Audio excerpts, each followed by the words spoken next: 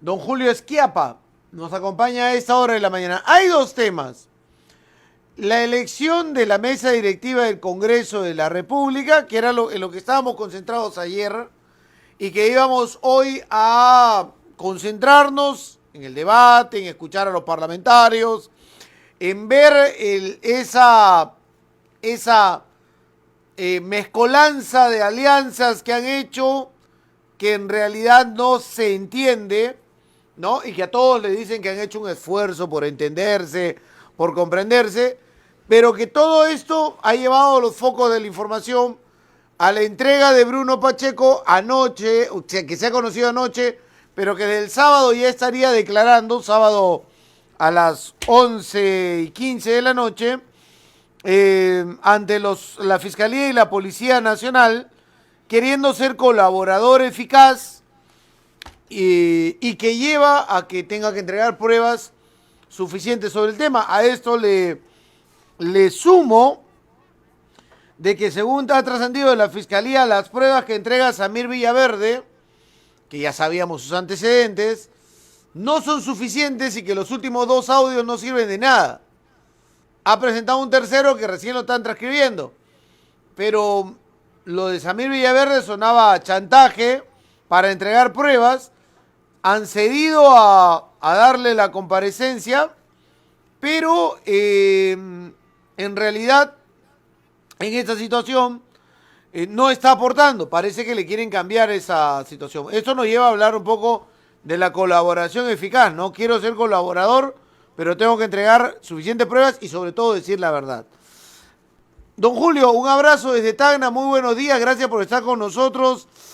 ¿Qué opina de lo que está pasando en el ambiente político, casi policial, que tenemos en torno al presidente y al Congreso de la República? Muy buenos días. ¿Qué tal? Tenemos que separar el problema del Congreso de la República, que tiene que ver con la situación de los partidos políticos, ¿no? Tiene que ver con la falta en el Perú de auténticos partidos políticos. Cuando tú eres una franquicia, tus militantes no te obedecen. O cuando tú eres un partido que no ha madurado lo suficientes, tus militantes no te obedecen. Por eso, el único partido que mantiene sus votos resulta siendo el fujimorismo. Y el sector de el señor Vladimir Cerrón con sus 19 votos de Perú Libre, ¿no? Creo que hay un tema acá que demuestra que al Congreso y al país no le hace bien cuando los grupos parlamentarios pueden armarse tan fácilmente. Definitivamente hay una reforma que hacer para empezar, para evitar que haya 12 grupos que media hora porque es ingobernable. ¿Qué Congreso del mundo que se respete tiene esa cantidad de votos? Bangladesh, que es un desastre, pero en general debe haber 4, 5, máximo 4 grupos que se entienden entre sí y llevan adelante la gestión gubernamental en el Congreso, que es muy importante. Entonces creo que lo primero que es expresión de una crisis más profunda, que no se resolvió con la reforma light que hizo Tuesta y su grupo de amigos que hicieron esta reforma bajo el gobierno de Vizcarra. Fue una reforma completamente oportunista que no tomó en cuenta material que ya había para poderla llevar a cabo. Entonces yo creo que eso es lo primero. Lo segundo es que esto expresa qué tipo de crisis política terminan generando fuerzas incontrolables. Y eso es lo que está pasando. Tú tienes hoy día, a partir de hoy, marchas, el 26, el 27 y el 28, cuya envergadura habrá que medir, pero que reflejan una situación en la cual la intervención de la calle, que la quieren forzar con fuerzas, aún no funciona, y es un protagonista, el ciudadano, que está realmente de espaldas a lo que viene pasando en el Congreso. O sea, podrán ver la televisión, escuchar la radio, escuchar estos comentarios que hacemos tú y yo ahora, pero en general la gente está con otra preocupación. El gran error de esta crisis es que no se dedique la atención del Congreso y del propio gobierno a resolver los problemas que hay en relación con la emergencia que ha creado la guerra de Ucrania, que a propósito ya está empezando a haber un afloje, ha bajado 20%, por ejemplo, el precio de la gasolina a nivel mundial, está ya en ese proceso y sin embargo acá todavía no vemos ni seña de eso. Lo mismo en algunos alimentos básicos como el trigo. Creo que hay un tema de evolución de la coyuntura internacional y además de errores que hay todavía en el manejo de la ayuda a la población aquí, que tienen que ser resueltos, que son los más importantes. Por ejemplo, no hay que pensar en llegar a 13 millones de pobres. Acá hay que llegar a 13 millones de personas, como se hizo con el bono Yanapay, con ayuda inmediata, porque eso es más importante ahorita, que no haya emergencia alimentaria, que las familias puedan comer, a estar pensando en focalizo solamente un pedacito de la población. Creo que esa no es la situación. Y hay que subsidiar el pasaje. No hay otra manera. En fin, ya, pero eso, don Julio, no está en la agenda ni del legislativo, y el ejecutivo no da la talla tampoco.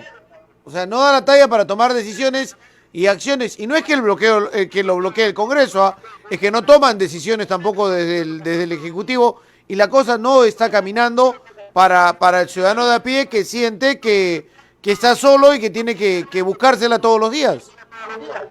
Esta es la situación que se llama pierde-pierde en la teoría de negociación de conflicto. Es decir, al final, el que va a perder es un tercero, ¿ok? Que es el país.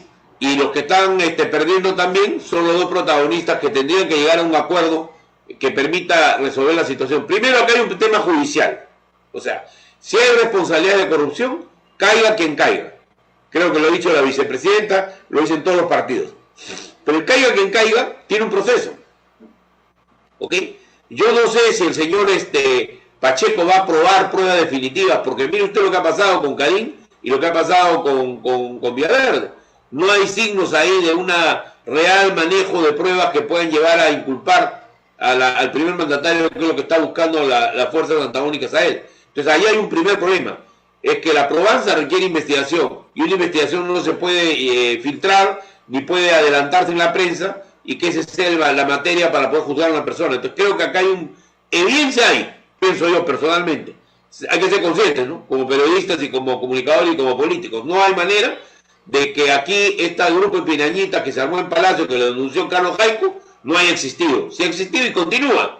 Inclusive, uno de sus protagonistas más importantes del gabinete de la sombra en Palacio intentó ser viceministro del Interior, precisamente el que está encausado por los ascensos irregulares. O sea, tenemos una situación muy crítica, y creo que el presidente tiene que ser consciente que tiene que cambiar el entorno, uno, para darle garantías a la población que va a gobernar con fuerzas, digamos, que no son del otro lado de la orilla. Y en segundo lugar, creo que ya es un poco tarde, y que ahora estamos entrando en una fase en la cual se podría acelerar una transición incontrolable, porque hay transiciones que se pueden controlar, como fue la del año 2000, con una terrible crisis con la caída de Fujimori y Montesinos. Hoy, la dificultad consiste en que ese escenario de diálogo que la OEA sostuvo durante un año previo a las negociaciones finales para la salida de Fujimori, hoy no existe. Hoy han sido negadas por los partidos políticos, hoy no han sido encabezadas por nadie. Entonces aquí, la verdad es que el gran problema es que tiene que haber un intermediario entre gobierno y oposición para que, de acuerdo a las pruebas judiciales, de acuerdo a los procedimientos constitucionales, se pueda llevar a tomar una decisión pensada, viable, que evite violencia, porque ya los grupos de derecha están llamando en el Twitter, en muchos lugares, a salir a las calles e incendiar el país. Creo que acá tiene que haber continencia, tiene que haber madurez, tiene que haber sabiduría. Primero, el Poder Judicial es el que tiene que actuar. Recuerden que estamos en investigación fiscal, que es la fase previa, y a veces en los juicios se desmiente mucho lo que los fiscales dicen, así que habrá que ver qué es lo que ha dicho Pacheco realmente, qué es el clima psicológico para un cambio de gobierno en este país. Porque se trata de eso. Al final, todas las fuerzas confluyen a que el descontento de la población, la suma de descontento que hay también en los miembros del Congreso, el descontento que hay en el propio gobierno con la imposibilidad de manejarse con el Congreso, tiene que llevar una solución. O esa solución es transada. ¿Cómo es transada? Suspendiendo las acusaciones constitucionales, dejando que la justicia actúe, y a la vez cada uno haciendo su tarea con una agenda común. O la otra salida es la de la confrontación, a la que yo lamentablemente creo que nos estamos acercando. Empieza en las calles, puede terminar en una situación de violencia, puede terminar en un enfrentamiento que lleve a que el país entre a una espiral tipo Chile o Colombia. O sea, que el vapor que ahora tiene la gente en la cabeza por todo lo que está pasando, lleve a un prolongado periodo de desorden social que Dios sabe cómo podría terminar para nuestro Perú. Por el lado pacífico, no parece que viniera la cosa. Es decir, el presidente creo que tiene muy claro que si pierde la protección que le da la presidencia de la República, se somete a la justicia inmediatamente y podría mínimo tener restricciones, y complicadísimo con un tema penal, que si no lo puede llevar a la cárcel, incluso con medidas restrictivas mientras se desarrolla la investigación. Pero por el lado del legislativo tampoco surgen temas o fuerzas que puedan unirse. Una foto con 4 candidaturas a la presidencia del Congreso demuestra sobre todo apetitos personales y de pequeños grupos que se van mostrando hoy ante la población. Han abierto, como se dice, el telón en el teatro, y cuando podríamos ver 2 fuerzas antagónicas en el escenario, vemos a 4, cada uno por sus propios intereses, y no les interesa ni mejorar el prestigio del Congreso, ni mejorar su cercanía o llegada a la comunidad. Lo que vimos antes de la entrega de Pacheco, el conocimiento que Pacheco se había entregado, era una guerra que había en el Congreso por llegar a la presidencia. Bueno, creo que la frase niños describe una categoría sociológica que no existía antes, ¿no? Y la verdad es que tenemos demasiados niños en el Congreso, no solo son de Acción Popular. ¿Por qué? Porque son gente que tiene que evolucionar en la política, saber negociar los intereses del país y no los intereses exclusivos personales. Pero creo lo siguiente: el Perú siempre ha resuelto sus conflictos. Ojo, que hemos tenido conflictos terribles, ¿eh? La lucha, por ejemplo, contra el terrorismo. Hemos tenido conflictos, además, con la caída de Fujimori. Hemos tenido 5 presidentes que al final fueron encarcelados, uno se murió. En fin, una crisis permanente. Creo que ha llegado el momento de hacer 2 cosas. Uno, creo que hay que parar la velocidad de la crisis porque no la podemos resolver como está. O sea, no es posible cerrar el Congreso, ni es posible vacar al presidente sin que ocurra violencia y haya situaciones extremas para el país. No es cierto, porque el presidente tiene todavía el apoyo de 1/3 de la población. Por más que las encuestas jueguen el arte bibliloque, es verdad que la mitad de la población votó por él, y por lo tanto acá hay una situación. Si él sale sin que haya un proceso constitucional legal como debe ser, sencillamente va a llevar a un enfrentamiento muy grave en el país. Y ocurre lo mismo si se cierra el Congreso. Esta vez también el Congreso tiene una base de masa y una reacción de gente que ha votado por ellos, que probablemente también se va a manifestar. Porque una cosa es la cifra del 6% que pueda tener el Congreso, y otro es ese tercio de la población que tiene el presidente, pero en ambos casos eso se multiplica a la hora de un conflicto. Mucha gente que es indiferente se pliega a las batallas callejeras, a todo. Entonces creo que hay que tomar en cuenta que hay que hacer un acuerdo. Es lo que yo vengo proponiendo en diferentes artículos hace semanas. ¿En qué consiste el acuerdo? Cese de hostilidades. Mientras se resuelve la situación de transición y de lo que haya las decisiones que haya que tomar a partir de información judicial, pues bien, hay que tomar las cosas con calma. No puedes tú pasar a vacar al presidente de inmediato, porque eso genera más crisis, ni a cerrar el Congreso. Yo creo que ese es el acuerdo básico que habría que tener. Es decir, dejar que el Poder Judicial actúe, porque el Congreso ha demostrado que sus investigaciones no tienen el impacto legal probatorio, porque son prejuiciosas, porque tienen una serie de elementos de subjetividad política en un Congreso inmaduro que no permite investigaciones realmente contundentes. Creo que ese sería el camino. Pero digamos, el camino sería la salida en un orden democrático, con acuerdos. Pero lo que tenemos hoy es a un Pacheco que aspira a una colaboración eficaz y que va a tener, para esa colaboración va a tener que entregar pruebas y testimonios de lo que él ha hecho y de lo que conoce, tirando para arriba, porque la colaboración eficaz es tirar para arriba, y tiene que tirar al único que está sobre él, que es el presidente de la República. Claro, con pruebas para que le aprueben la colaboración, que él quiere un arresto domiciliario porque además, según la información preliminar, está con problemas de salud, pero tiene que tirar para arriba.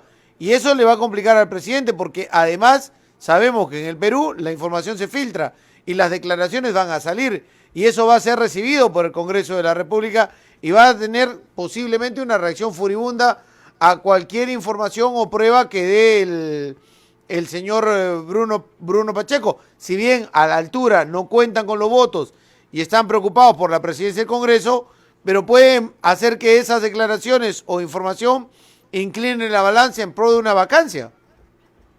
Por supuesto, pero yo creo que acá hay todos los hechos son psicológicos, ¿no? Por ejemplo, ¿no te parece raro que la Fiscalía haya abierto 5 procesos contra el presidente? Eso no tiene precedentes en América Latina, en ningún proceso, ni siquiera de vacancia presidencial. O sea, ahí hay un claro exceso. Invadir, por ejemplo, otra vez Palacio, pero esta vez con una investigación sobre Nadine Heredia. ¿Qué sentido tiene eso? En otros lugares el Palacio de Gobierno es un territorio que está fuera de límites, no entra nadie ahí, porque no es por ocultar información, sino porque se considera zona de seguridad nacional. Así de desprevenidos estamos en este país. y entrar a los despachos de donde está el presidente de la República es simplemente algo impensable en otros países. Así no se investiga. Creo que acá hay un primer elemento que muestra que hay una simultaneidad, por ejemplo, también en la denuncia, que a mi juicio es injusta, contra Vladimir Cerrón, Guido Bellido y el otro líder, que no me acuerdo ahorita su nombre, que es el líder del RAE, ¿cómo se llama Bermejo. ¿Cómo? Bermejo, efectivamente. Esa es una denuncia por terrorismo en este momento. Francamente, yo creo que todo eso está revelando que hay detrás de esto también un cerebro que está haciendo la conjunción de las malas artes judiciales para lograr determinados resultados. Cuidado, que no vaya a pasar como ha pasado con Vizcarra, que hasta ahorita no aparece el video de la supuesta coima que cobró. Así que vamos por partes. En esto ha habido también, en estos empujones para cambiar el curso de la votación popular y cambiar presidentes, ha habido también un actor principal que ha sido la chica con K, pero además ha habido otro actor que ha sido el Poder Judicial en manos de sectores que hoy día ya son dos bien definidos, ¿no?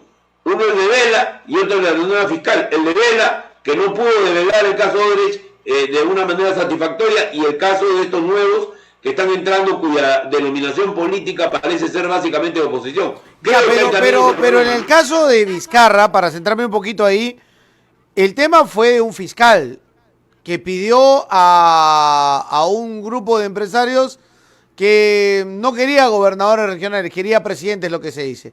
Y le dijeron, bueno, había un gobernador que teníamos que ahora es presidente.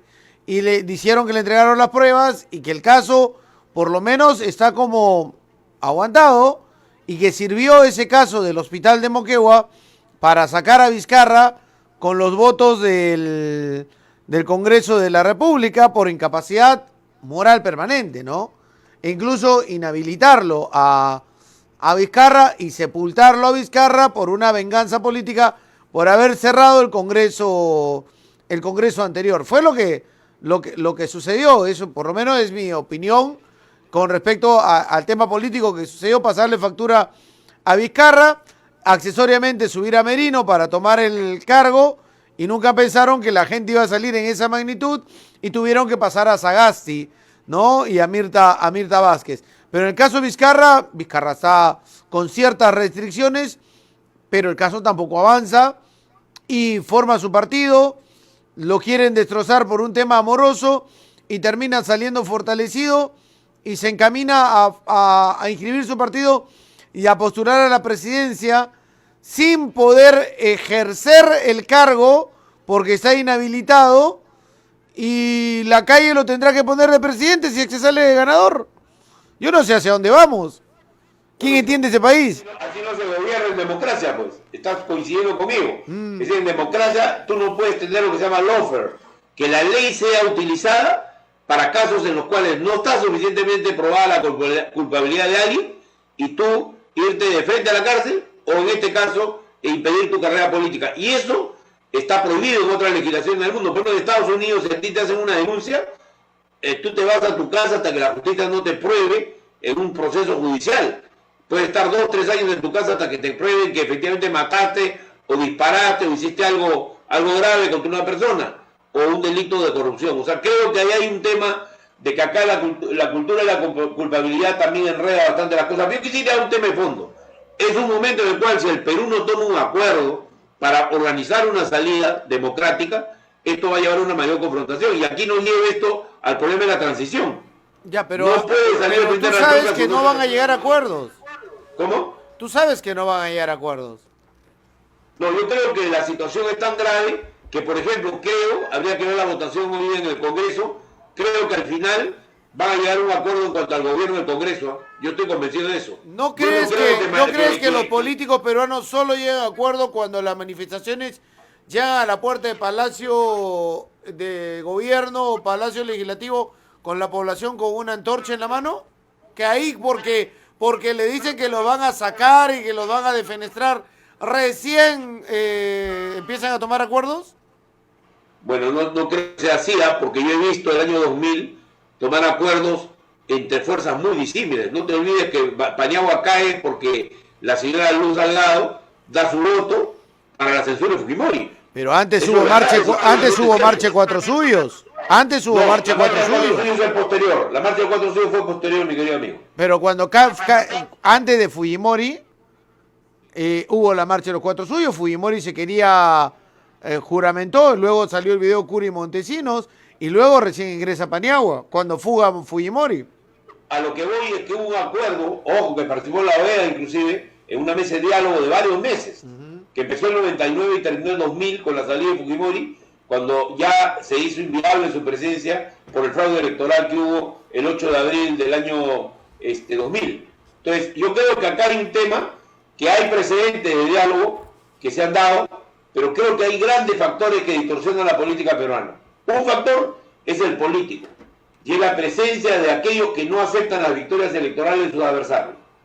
Dos, hoy, que no había antes, en el Perú hay fuerzas claramente antidemocráticas, hasta fascistas, que están con la corriente mundial que tiene Trump, que tiene los fachos españoles que quieren revivir a Franco, o sea, que está presente también en Chile con los partidos de Pinochet, o sea, un revival, un revivir de toda la política ultra conservadora, que además está vinculada a un ejercicio de la violencia, etcétera, que es un factor nuevo, minoritario por suerte, pero que está activando, por ejemplo, que todo sea vacancia, que el Congreso no se dedique a resolver los problemas de la gente. Entonces eso me hace recordar que el fanatismo en política, el fundamentalismo en política, yo creo que tengo la razón como si fuera una religión, hace mucho daño, y hoy día en el Perú hay extremos de izquierda y de derecha, que están funcionando como fuerzas que alejan a los sectores políticos unos de otros y están generando una crisis de magnitud. Creo que la solución única es que haya un diálogo entre las diferentes fuerzas para lograr una salida, primero de la elección del Congreso,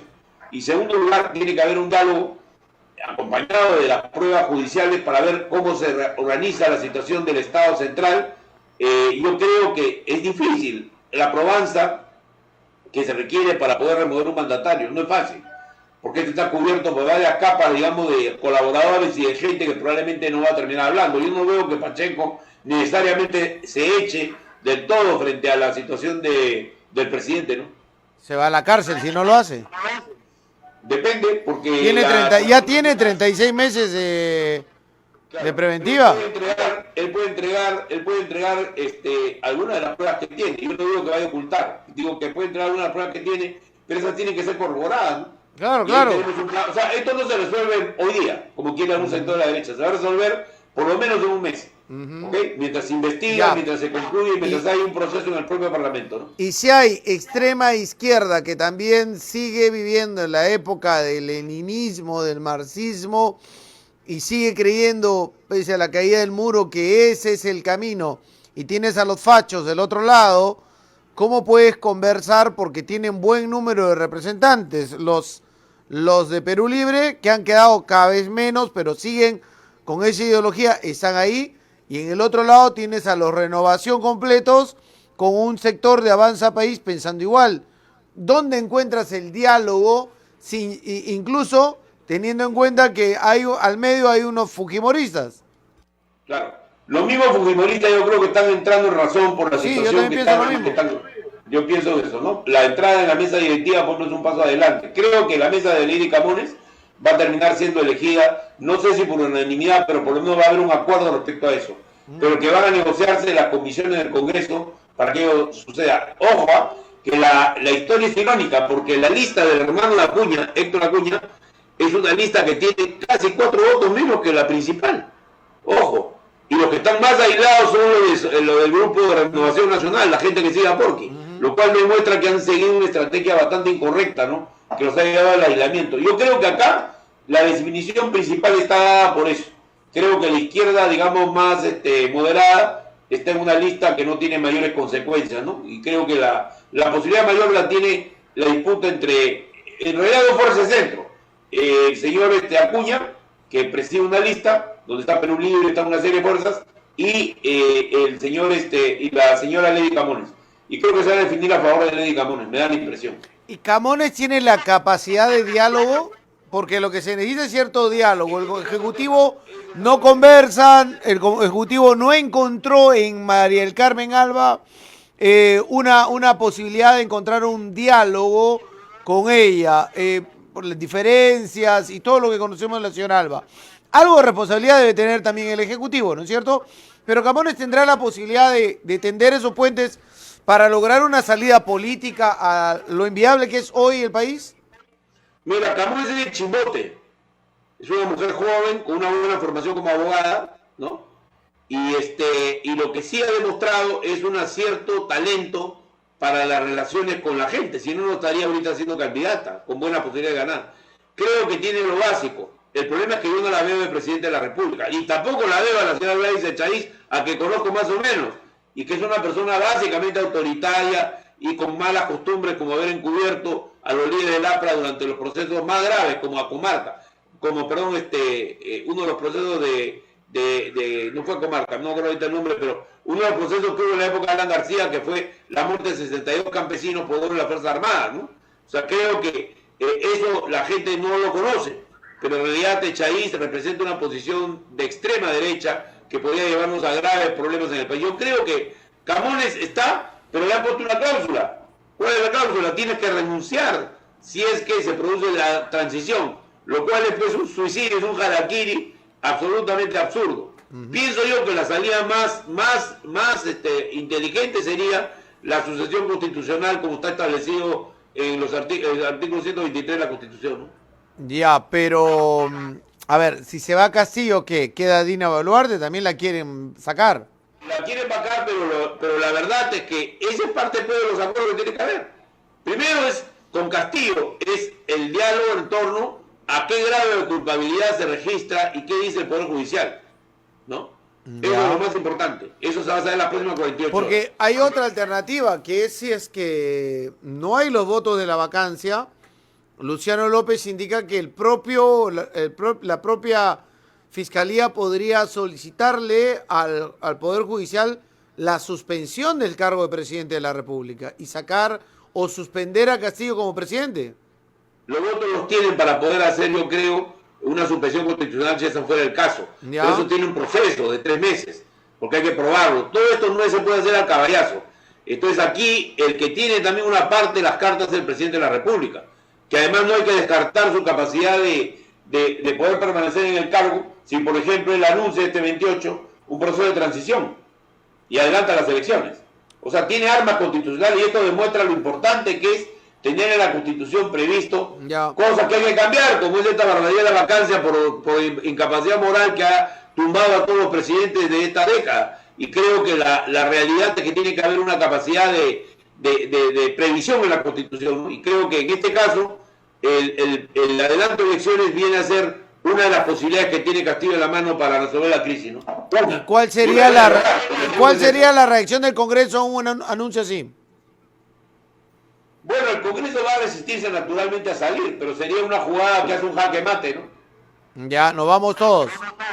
Yo creo que sí. Ahora, me parece, yo te voy a decir mi opinión sobre el adelanto de elecciones, ¿no? Yo no pienso que va a ser bueno para el Perú. Yo pienso que puede ser mayor caos y que ahí sí vas a tener turbas en las calles de manera incontrolada y que vas a llevarte a un proceso tipo Colombia-Chile si es que no hay cuidado. Por eso es que yo no estoy tan seguro de que esa salida de las elecciones que mucha gente está predicando y que la gran parte de la población prefiere sea la mejor en estas condiciones. Sí podría ser con una transición ordenada que permita reformas políticas básicas. Se trata de mejorar el cuadro electoral para que no ocurra lo mismo, ¿no? Y segundo, si es que estas elecciones se hacen con el tiempo suficiente. No son un empujón por la ventana, sino toman los meses. La Constitución dice que son 4 meses para la convocatoria. Pero evidentemente en el caso de haber una transición tendría que haber un periodo un poquito mayor para poder permitir hacer las reformas necesarias, ¿no? Pero con estos mismos que están ahí. Pero pasa por este Congreso, lo cual es un problema. Porque este Congreso lo que quiere hacer es limitar el número de votantes, hacer que el voto sea voluntario. Quiere hacer una serie de barbaridades que ya están en las 53 reformas constitucionales. Como ves, si no ceden posiciones, vamos a terminar también nuevamente encallando en la playa y creo que el país ya no da para más. Pero, no sé, es que yo veo la salida hacia tirar los dados de nuevo a lo que venga, porque a estos, ayer lo que vimos en el Congreso, a estos 130 no les interesa nada, sus electores, o sea, es llegar y no representar, porque, o sea, los de Renovación Popular partidos en 2, los de Avanza País yéndose en 2, la izquierda que ya se fraccionó en todo este periodo de menos de un año en 4 bancadas, o 3 o 4 bancadas por lo menos. O sea, ¿a quién representan? Se representan a ellos mismos, no representan a un grupo político. No hay ninguno que se haya salvado, creo, salvo el fujimorismo, que me parece que tiene uno suspendido, que se haya salvado de a tener pérdidas, cambios, migraciones de parlamentarios. Sí, pues, es que ese es el gran problema de la manera como está constituido el Congreso, ¿no? Es decir, se permite que la gente sea tránsfuga. O sea, que tú te vas de tu partido y no te pasa nada. En otros países, y es el mecanismo que creo que hay que poner en la Constitución del Perú, tú tienes alternos. Es decir, tú ganas, pero si tú fallas, te hacen un juicio, pase lo que pase, te suspenden o te votan y tienes que traer el que ha quedado en segundo lugar en la lista de votación. Creo que eso sería una solución en parte. Pero el tema principal es que además los congresistas tienen una equivocación muy grande, que es, creen que el poder es de ellos y no que el poder es del pueblo. Y ahí la única manera, en mi opinión, es reformas como, por ejemplo, que la gente esta tenga que permanecer el 50% de su tiempo, como es en Inglaterra, en sus circunscripciones, que no vivan en Lima, que básicamente acá no hay mudanza. Tú tienes tu oficina en la localidad y las sesiones del Congreso son mucho menos, se pueden hacer en 4 meses, y puede haber de los 10 meses que sesiona el Congreso, el resto pueden ser dedicados a atender las cosas locales y venir a Lima en ese lapso, claro, para hacer gestiones en los ministerios, etcétera. Pero creo que la intermediación es esa. Y una discusión que habrá que iniciar también es el tema de que la bicameralidad, a la cual yo soy opuesto porque hay un referéndum, pero definitivamente hay una necesidad que haya algo como una asamblea regional que represente otro tipo de fuerzas del Perú y que permita que haya también un diálogo constitucional más reflexivo. A lo que yo me opongo es a que haya un Senado compuesto por varios viejitos retirados, ¿no? Políticos retirados, y que todos sean limeños, como hacía el Senado antiguo, ¿no? Con pocos provincianos. Creo que acá hay un cambio en la dimensión y la proporción que tiene que haber en la representación parlamentaria que me parece muy difícil de lograr si es que no hay cambios, entre ellos quizás la salida del Congreso también, ¿no? ¿Y no ves al presidente de la República dirigiéndose el 28, diciéndole al país y a la representación nacional, no se puede gobernar así, nos vamos todos? Puede ser. Pero eso también crea una situación muy crítica, porque tiene 4 meses para convocar elecciones. Y la convoco hoy día. Y la convoco hoy día. Bueno, creo que el año pasado, que estuvo en un momento dado, ¿te acuerdas tú que hubo ese mensaje? Hace como 4 meses. Aníbal Torres. 5 meses. ¿Perdón? Aníbal Torres dijo que lo habían sacado del discurso. Así es, así es. Creo que sin embargo, hay una cosa que yo sí quiero decir en atención a la verdad, ¿no? Que es que no ha habido presidente en América Latina más asediado, más golpeado por la oposición, más asediado por un cargamontón de los medios, de los sectores empresariales y de todos los enemigos del cambio del Perú. Eso también es verdad. En eso tienes toda la razón, aunque a todos los que tienen un perfil de izquierda les caen con todo los sectores económicos y los mediáticos a través de la prensa. Pero yo no sé si Castillo es alguien de izquierda. Yo creo que no es de izquierda, que salió de los sectores populares, sí llegó a un cargo, pero no está preparado como un líder de izquierda diferente a Boris, a Evo Morales, a Rafael Correa o a el propio Petro, que acaba de ganar con una trascendencia política de izquierda, pero que tampoco ha tenido la capacidad de enfrentar a esos sectores con la mayoría que lo apoyó para llegar al poder, de construir ese espacio de poder, y ha dejado que lo golpeen, y con estos Brunos Pacheco, Samírez, Carelines, ha terminado destrozando su gobierno. Creo que sin buen gobierno no hay posibilidad de legitimidad. Sin legitimidad no hay poder. Y sin poder un presidente no puede gobernar. Yo no gano nada. Por ejemplo, vino a Tacna haciendo un consejo de ministros, haciendo anuncios sin cumplir nada, yéndome creyendo que tengo el respaldo de la ciudad. Y eso es mentira. Es engañarse, salir en la pantalla de televisión todos los días en cada ciudad, y que cuando te pueda pasar algo digas, ya tengo el respaldo de la población, y lo único que vas a escuchar son grillos.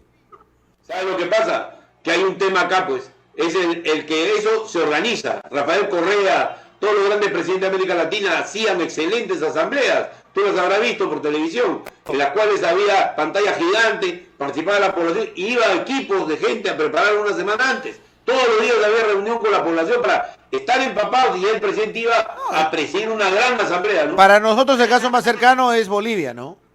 Así es. O sea, y Evo Morales. Bolivia, a la cual la derecha le ha tirado palos, y hay que decirlo con claridad, es un éxito económico. Coño, tiene la inflación más baja del mundo. Claro, si quiere desarrollar la minería va a tener que meter a capital privado, obviamente, porque con la cooperativa no basta. Pero es un país que alimenta a su población, ¿no? Y no está mal mientras genere riqueza y la sepa distribuir. Así es, yo creo que ese es el modelo, digamos, un modelo muy exitoso, que no se puede repetir en todos los países, ¿no? Y después el modelo también chileno, creo que el modelo Codelco, por ejemplo, Boric está a punto de plantear que sea el modelo para el litio. Hay un triángulo de litio que es Argentina, Chile, Perú y Bolivia, y que es el futuro para que ingresen millones a nuestras economías. Y Estados Unidos le ha echado ojo al litio de Latinoamérica. Y si no se plantan bien los 4 países, nos van a pasar por encima.